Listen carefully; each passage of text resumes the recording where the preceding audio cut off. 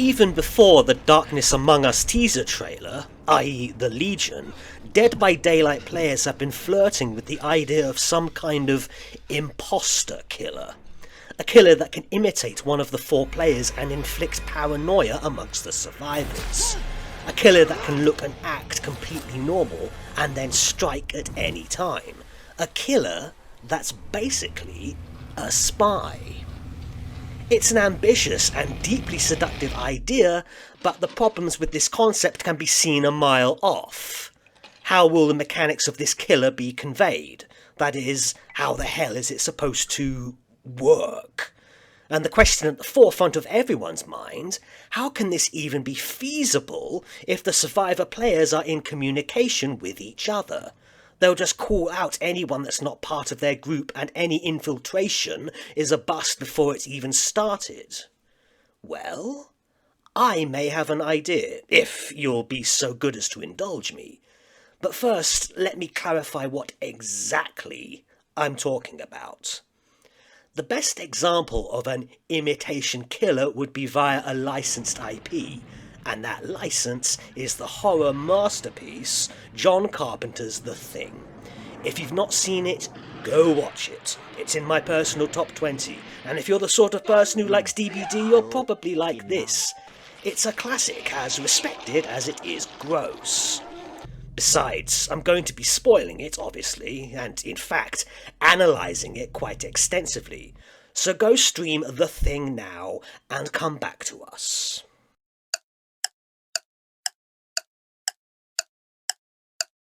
You can see why we like it, yes? It's a very tense, engaging, and paranoid experience. But how can that be meaningfully translated into a video game where you hold M1 in front of a generator for over a minute? Well, the answer is in the film itself. I've actually been thinking about this for at least a decade before I even started playing DBD, a question that's never been answered in any analysis of the film, and there's been many.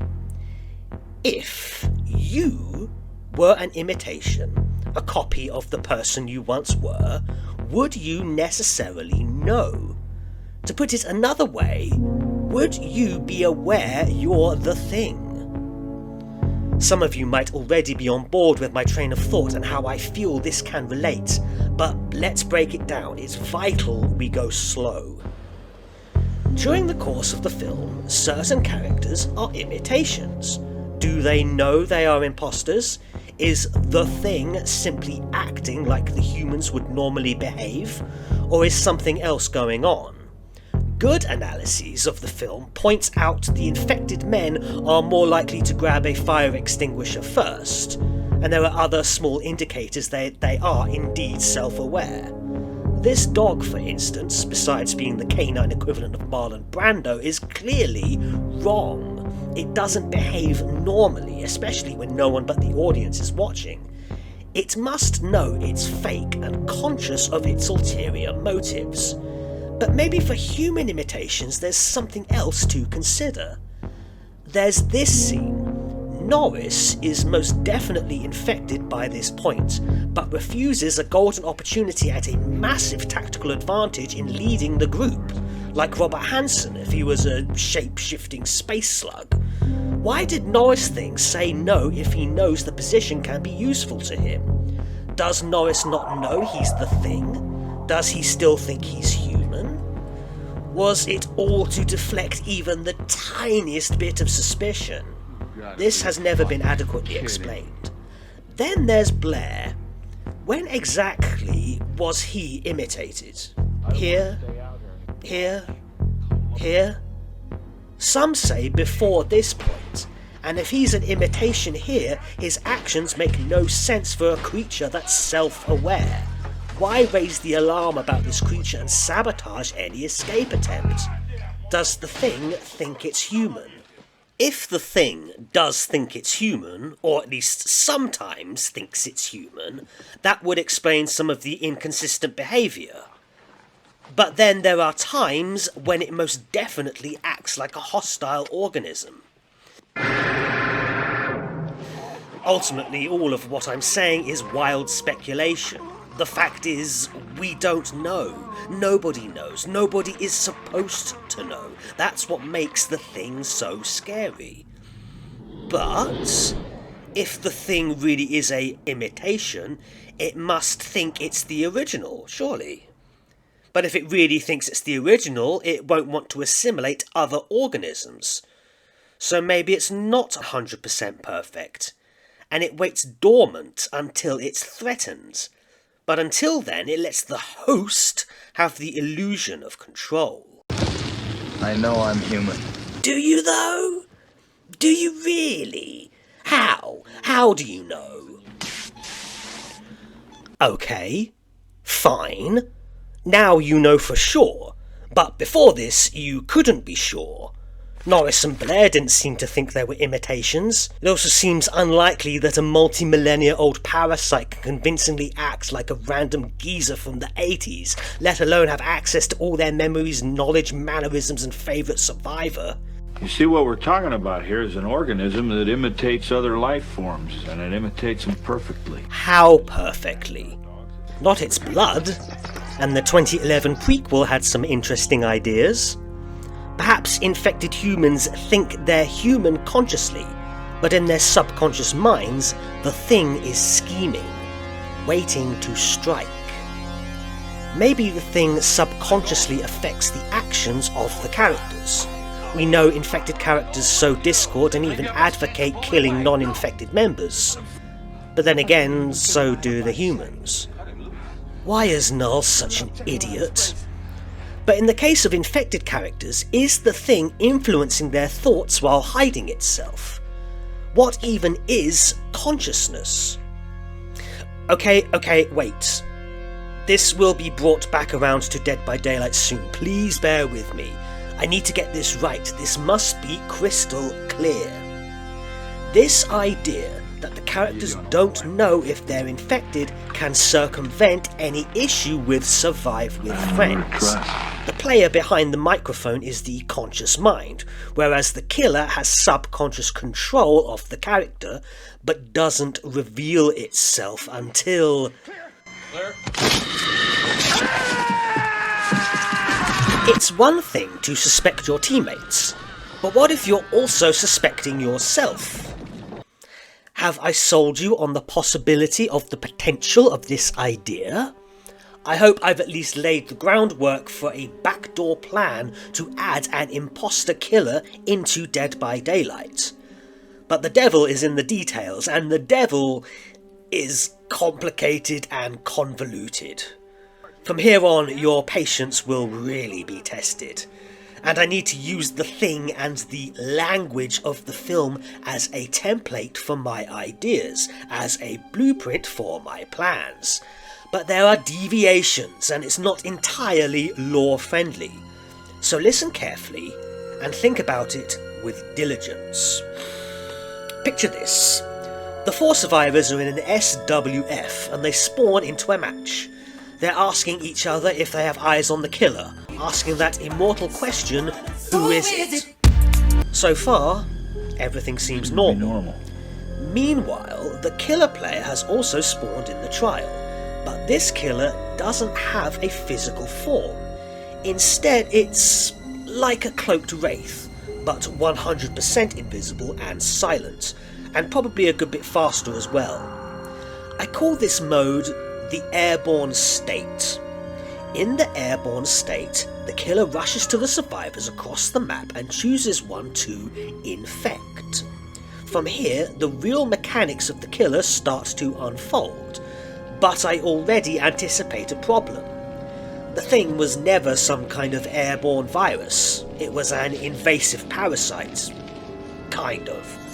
But I still want to frame it this way for now. Maybe, if it bothers you so much, we can skip this part and just have the killer select which survivor to start as from a menu. There are so many ways to skin this cat, but the framing of the initial infection doesn't matter.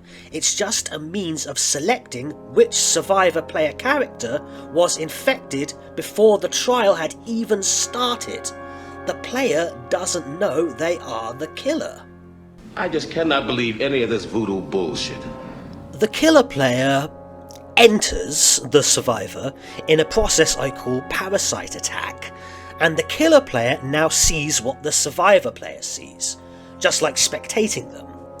After a few seconds gestating inside the survivor, it'll only take a few seconds because it's the first time this has happened in the match, this survivor is now the first imitation. How does this gestation work mechanically? Let's just say, for now, that after the parasite attack, the killer player holds M1 as if doing a gen until the progress bar within the survivor is full up. At any point from then, the killer can reveal itself. It can take control of the imitated survivor and then move and attack other survivors with a basic M1 or even go on chases. When the killer seizes control of the survivor in a move I call seize reveal, the killer has a brief period of 2 seconds before this seize is announced to the whole team, regardless of whether the survivor is in Discord or not. This is to ensure solo queue has the same information as a team on comms. 2 seconds might not be long enough to warn everyone via microphone that you're the thing, but after that, yeah, you definitely tell everyone. So to keep solo queue survivors in the loop, the seize reveal will be spoiled via the HUD. The HUD will announce the seize reveal and that survivor has transformed into the killer. This weird beast creature. Kind of like those guys from The Thing video game sequel. I hear it's not very good, but the imagery can at least be used as a placeholder for what the killer looks like. The killer now has a very real physical presence. This mode, if you like, is called the physical state, as opposed to the airborne state. In the physical state, you are an M1 killer with a 32 meter terror radius and 115% 4.6 meters per second movement speed. Your other powers from here will be explored in due course, but we've glossed over something. What happened to the player you just took over? Are they dead?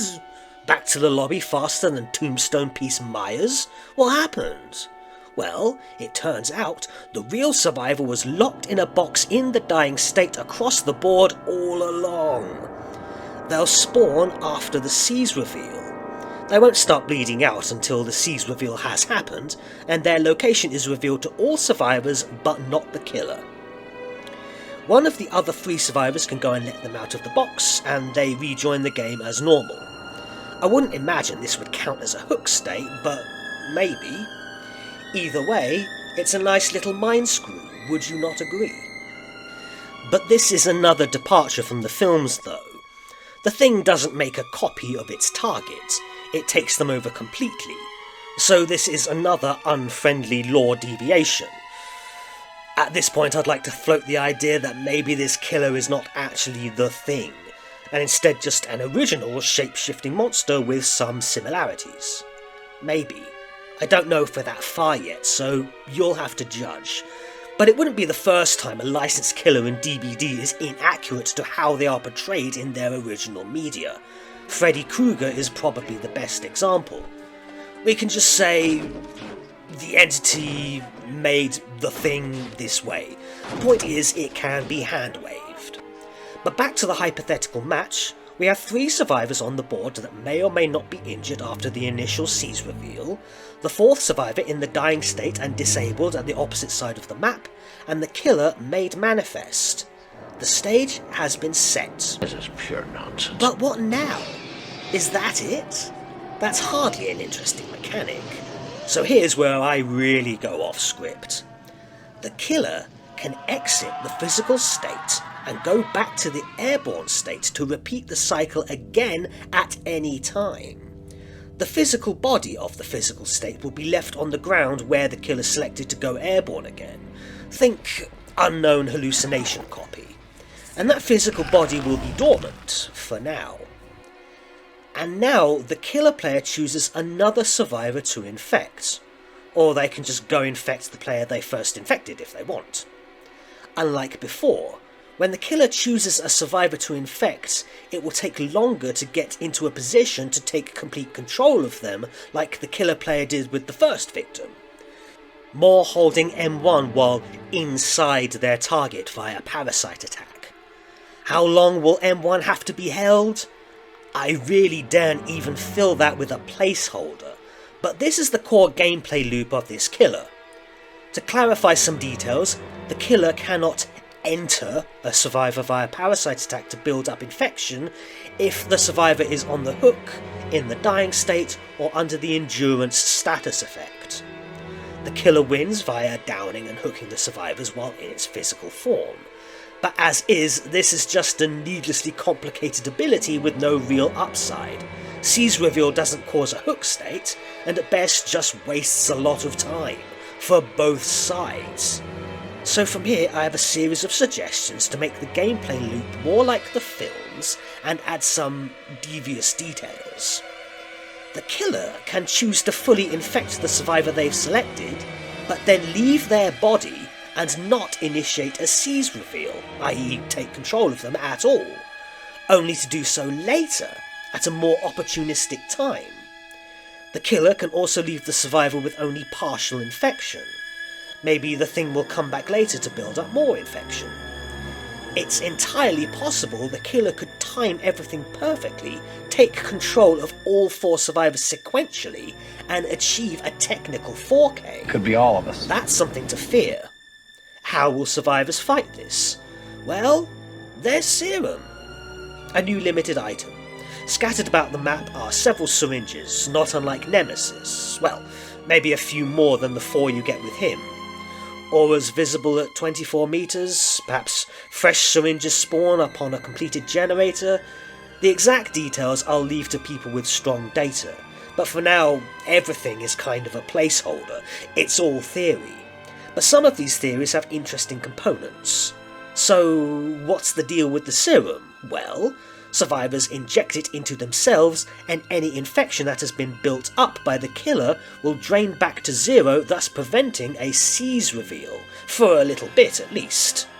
Survivors will need to manage their infection level when they're not repairing generators. This aspect gives the killer passive slowdown, not unlike the pig's reverse bear traps, but better. Survivors have no way of knowing their own infection level. For all they know, they could have just wasted an entire syringe with the killer having never infected them in the first place while in the airborne state. But you need not inject yourself. Oh yeah, here's where things get spicy. You could opt to inject one of your allies, but running up to them with a syringe leaves them open for an ambush attack if you are the one that's now infected and the killer player is inside you waiting to ambush. Other survivors might not trust you, and this will sow the paranoia that made the films so good. The HUD will explain while you are injecting yourself with the serum, but you will be vulnerable while you do so. The killer could well ambush you here, and now the metagame on the survivor side is taking shape. Everyone will stay away from everyone else to prevent any free hits. No one knows who the killer is in waiting, or even if they are. Nobody trusts anybody now. But we're not done yet. Remember the physical body left in the dormant state after the thing goes back into the airborne state from a physical state? The body that resulted from the seize reveal after the first survivor underwent the internal gestation period after the parasite attack? What if the killer could return to that dormant body at any time while they are in the airborne state? Now, the killer needs to think carefully where they plant their body, or bodies, for potential ambushes later, to get them their hits and their downs and then hooks. It's possible the killer can actually get more than 4 physical bodies for the ultimate mind screw on the survivor side. Were none of us initially human? Maybe that would be overpowered. How about this? Survivors can use the serum injections they find to inject any dormant physical body they find and thus destroy it. It uses up the serum, but limits killer options further down the line. Another secondary objective, another choice to make. What would you do? Dormant physical states cannot be interacted with by the killer if they are too close to a hooked survivor. The killer also cannot enter the airborne state within 32 meters of a hooked survivor. Let's keep camping off the table. I have now laid out the most basic framework of this killer's power. I know there are flaws, but suspend disbelief as it's considered, and bear in mind that I have additional ideas I'd like to spitball. But I'm hesitant, because in a design document, one needs to keep it as simple as possible so as not to confuse your reader, or listener in this case. I'd be amazed if I've made my points clear. I'll leave the finer details to the real game developers. But how will existing perks synergize with this power? On the killer's side, Scourge hooks and other slowdown will be unaffected, and although the killer can't attack in its airborne state, it can still read auras and the like. Any physical perks such as Sloppy Butcher are applied via the physical state. If the Plague can render most healing perks useless, as Pyramid Head can hook activated perks, I don't see anything too egregious with this power. But slugging might be an issue, more than it already is in the current, early 2025, meta. As for survivor perks, I don't know, but all I've said before is penciled in. And what I discuss from here is merely thought in. What are some additional ideas to make this killer more interesting, its power more fun, and the gameplay for both sides more engaging? Number 1. Check blood content. Limited item. Firstly, who's to say the survivors can't see their infection level? Maybe there's an additional limited item that spawns in the match allowing survivors to see themselves. Maybe only one. This idea opens up a massive can of worms for the potential and where to go from there. It's another secondary objective, but it gives the survivors information. Idea number 2. Genetic suspicion. How about this? During the gestation period where the killer is inside a survivor trying to take them over via parasite attack, the Thing could have other options. Hold M1 to infect towards the eventual seize reveal, or hold M2 to suspicionize. Pressing M2 builds up the suspicionize meter within the victim. When the suspicionize meter is full, things start to happen to the survivor. The suspicionize meter can be drained via the serum in the same way the infection meter can, but what possible effects could a full suspicionize meter include? How about these? 2A. Doomed skill checks. You know what a skill check is, but what if a skill check was impossible without you knowing it? Once the suspicionize meter has been built up by the killer via parasite attack, the next skill check the survivor player gets will be doomed. For the doomed skill check, should you press the secondary action button, default spacebar, before the pointer is in the great zone, the skill check will fail as it normally would. This is just to prevent players from checking themselves, you'll see why later. But if you press the secondary action button while the pointer is in the great zone, the game will appear like it hasn't registered your input, and the pointer will move 1 pixel beneath the great zone and become a good check. And what if you press the secondary action button while the pointer is in the good zone? The check will fail, almost like a delayed reaction that the untrained eye can't quite see. Blew the generator. The check was always doomed to fail, but the survivor doesn't necessarily know that. Now, did you fail that check because you're an idiot? Was that lag? Or have you been suspicionized? Maybe you should go and get some serum to make sure. Or maybe you should just stay on the gen and get it done. Maybe you're wasting time getting serum when your team needs those generators repaired. How much do you trust yourself? Additionally, doomed skill checks can happen while healing the self or others, but most skill checks during the course of a trial happens on gens. And what happens to your allies when they see you failing those skill checks? What would they think? Maybe they won't trust you. Maybe they'll give you some serum. Maybe you won't trust them. A survivor won't get 2 doomed skill checks in a row, that'll be too suspicious, but they may even get 2 healthy skill checks before another doomed one. But the details are up for grabs, maybe even modifiable via a killer power add-on. Oh, the possibilities. This is such a cruel and doubt-sowing detail I can't help but congratulate myself on being so freaking evil. It makes the player question themselves and provides some passive slowdown for the killer. But maybe Suspicionize can have different, or even additional, effects. 2B. Hidden Hindered. Henceforth, after being Suspicionized, the survivor moves 2% slower while running. Or maybe that's just your imagination. I mean, you can't really notice Boone Dark Theory, can you? No, you're not moving slower, it's all in your head. Or you could go and get some serum just to make sure, right? I don't know, it's probably... I'm certain the others will do the gens while you're off wasting the injections. Nothing at all. Trust's a tough thing to come by these days. And if you are afflicted with Hidden Hindered, the killer will definitely know and bear it in mind should they initiate a chase with you while in the physical state. 2C. Delicious Sweat. Henceforth, after being Suspicionized, your aura will be permanently and automatically revealed to the killer if they are within 32 meters of you. Try mind gaming now. Maybe this one takes longer to build up if it's too powerful.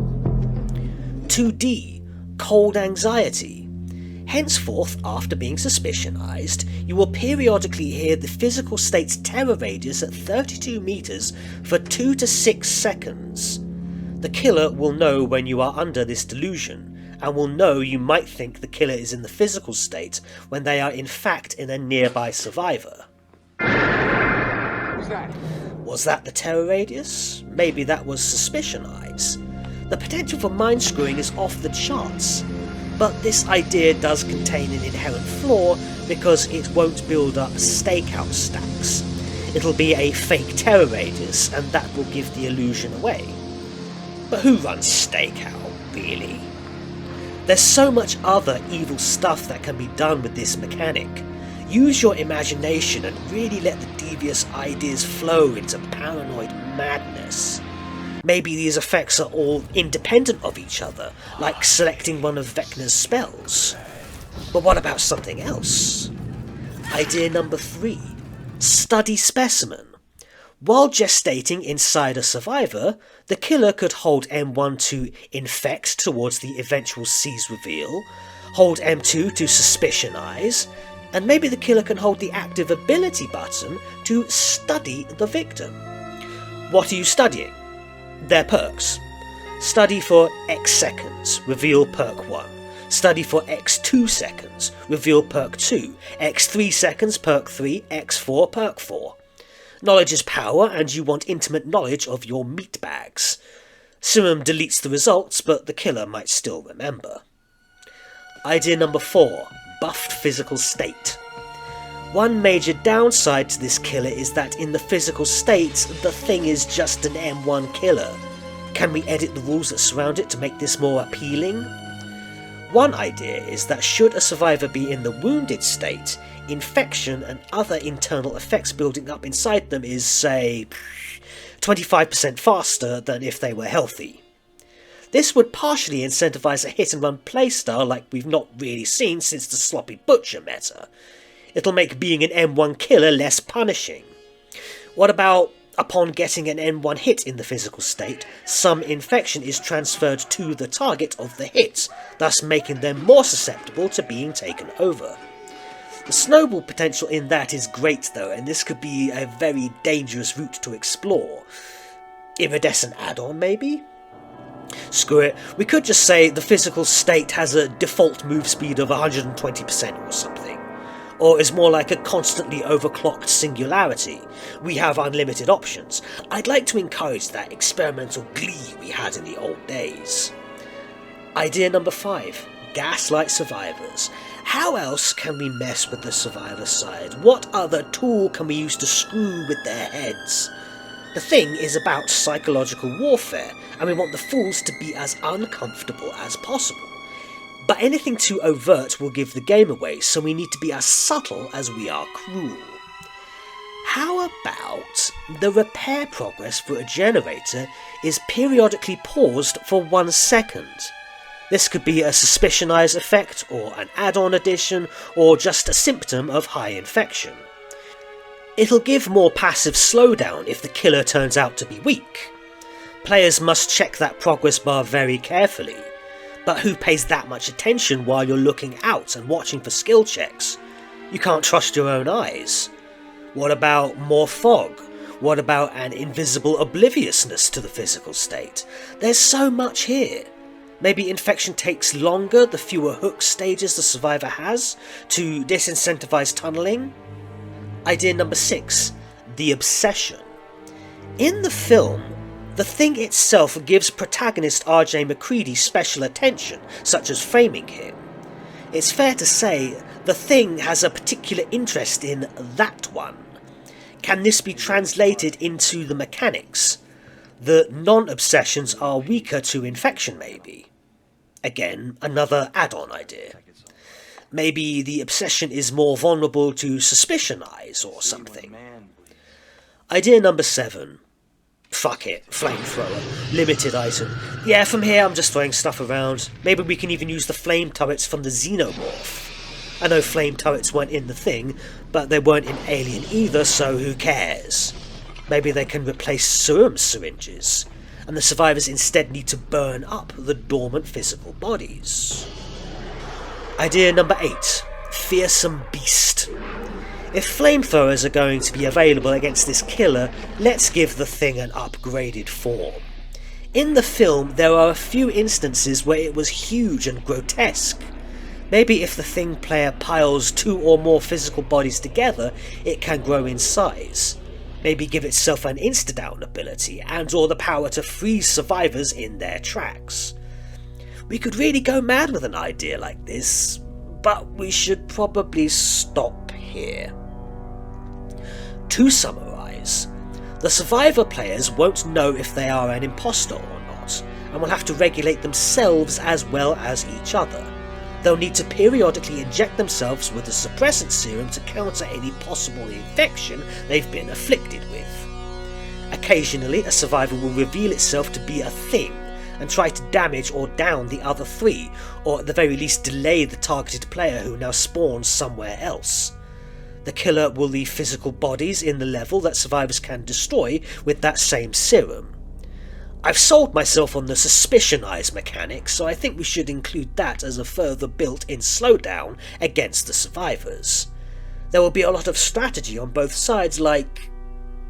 I'd better not tempt fate with that one. Does my suggestion have any merit? I'd really like some engagement with this. If I've got your view up until this point, can I ask for a like, a comment, and maybe even a subscribe to put this idea to as many DBD players as possible?